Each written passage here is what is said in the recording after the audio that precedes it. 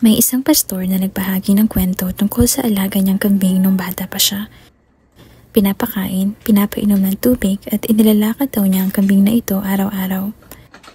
Kapag nauubos na ang damo, lilipat sila ng ibang lugar kung saan may mataas na damo para sa kanyang kambing.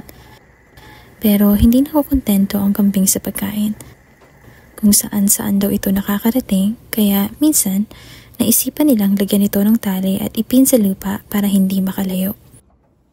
Pero kahit ganun, sinisigurado niya na may sapat itong damo na makakain.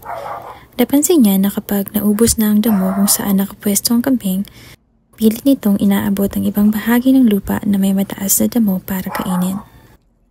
Isang araw, nakita na lang niya ang kambing na wala ng buhay. Matapos nitong piliting abutin ang damo sa kabilang bahagi ng fence, pilit nitong isiniksik ang ulo nito sa fence na naging dahilan ng pagkamatay nito. Kagaya ng kambing, ganun din tayong mga tao. Madalas, hindi tayo nakukontento sa kung anong ibinibigay ng Lord sa atin. Palagi tayong naghahanap ng masigit pa. May mga pinagdarasal tayong natupad na, pero hindi na uubos ang mga sana natin.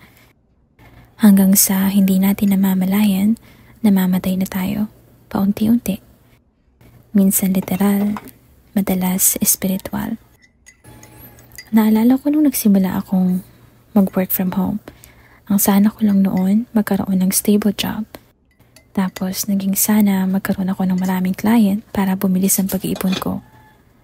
Tapos naging sana dumami yung ipon ko sa bangko hanggang sa hindi ko namamalayan, wala na akong ginawa kundi magtrabaho. Pakiramdam ko pa noon, walang lugar ang magpahinga kasi marami pa akong sana. Nakikita ko naman na natutupad ang mga sana ko. Kaso unti-unti nakakalimutan ko nang magpahinga. Yung sana ko sa mga worldly things ay napalitan ng sana at peace ako. Sana healthy ako. Sana kaya ko pa kasi pagod na ako. Na-realize ko na kahit anong gawin kong kayod, walang kapayapaan sa puso ko. Walang contentment. Akala ko kapag natupad ko yung mga sana ko, magkakaroon ako ng security. Mawawala yung mga pangamba ko sa buhay. Pero hindi naman nawala. Sa totoo lang, mas lumala pa nga. Kasi kapag nagkakaroon tayo ng konting stability sa buhay, natututo tayong dumepende na lang sa sarili nating kakayahan. Nakakalimutan natin ang Lord. Nakakalimutan nating magpasalamat at makontento sa mga ibinibigay niya. Kagaya ng kambing, pilit natin kinukuha yung mga bagay na hindi mabuti para sa atin. Hanggang sa unti-unti na tayo napapalayo sa Lord. Unti-unti, namamatay na yung apoy sa puso natin to seek Him more. Simula nung hinayaan kong si Jesus ang magpastol sa buhay ko, nagkaroon ako ng contentment sa buhay. Yung security na hinahanap ko noon sa Kanya ko lang natagpuan. Yung kapayapaan na akala ko kaya kong ibigay sa sarili ko, sa Kanya ko lang naramdaman. My Father in Heaven is my great provider. Alam kong kahit kailan hindi siya magkukulang. Doon pa lang alam kong okay na ako. At alam kong magiging okay ang lahat kahit ano pang pagsubok ang dumating sa buhay ko. Hindi naman sinasabi na masama ang mangarap. Dapat nga maging hardworking tayo. Pero hindi ibig sabihin dapat tayong dumepende sa sarili nating kakayahan. Hindi ibig sabihin dapat mahalin natin ang mga bagay na ibinibigay ng mundo sa atin. Kasi hindi lahat ng sa tingin natin ay tama ay mabuti para sa atin. Minsan, yung trabaho, yung ibang bagay sa mundo, ang nagpapalihis ng tunay na focus natin sa tunay na purpose ng buhay natin. To seek the kingdom of God. Baka kagaya ng tupa, hindi natin namamalayan, napapalayo na tayo sa ating tunay na tagapagpastol. Okay lang naman magkaroon ng mga sana, pero dapat yung mga sana natin ay tunay na makakabuti para sa atin. Yung sana, lumago tayo sa Lord. Yung mas lumalim yung relationship natin sa Kanya.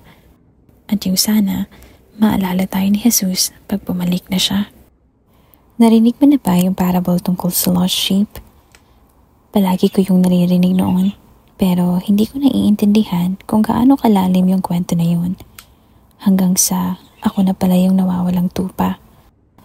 Minsan, kaabot natin ang mga sana natin sa buhay. Hindi natin namamalayan, napapalayo na tayo sa Lord. Kung tutuusin, nag-iisa lang naman ako. Pwede naman na iwan na lang ako kasi may natitira pang 99 na tupa. Pero hinanap niya ako.